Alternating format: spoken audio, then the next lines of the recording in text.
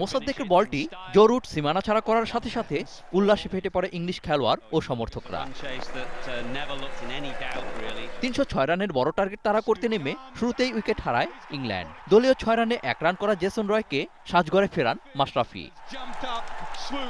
এরপর জো রুটকে নিয়ে ক্যারিয়ারের নবম হাফ সেঞ্চুরি করে জয়ের প্রাথমিক ভিত গড়ে দেন আলেক্স হালেস। হালেস ৯৫ রানে আউট হলেও জো রুট ক্যারিয়ারের দশম সেঞ্চুরি তুলে নেন, সেই সাথে দলকে পৌঁছে দেন জয়ের বন্দরে। রুট ১৩৩ ও মর্গান ৭৫ রানে অপরাজিত থাকেন। এর আগে লন্ডনের ওভালে টস হেরে ব্যাট করতে নেমে ধীরগতিতে শুরু করেন বাংলাদেশের দুই ওপেনার তামিম ইকবাল ও সৌম্য সরকার। তবে সময়ের সাথে সাথে নিজেদের খোলস ছেড়ে বের হন তারা। দলীয় ৫৬ ও ব্যক্তিগত ২৮ রানে সৌম্য আউট হন। বাকি গল্পটা তামিম ও মুশফিকের। তৃতীয় উইকেট জুটিতে ১৬৬ রান তোলেন তারা। ক্যারিয়ারের নবম সেঞ্চুরি পূর্ণ করে ১২-৪ ও ৩ ছক্কায় ১২৮ রান করেন তামিম। মুশফিকও ক্যারিয়ারের ২৫তম হাফ সেঞ্চুরি আদায় করে নেন। ৭২ বলে ৮-৪-এ ৭৯ রান করেন তিনি।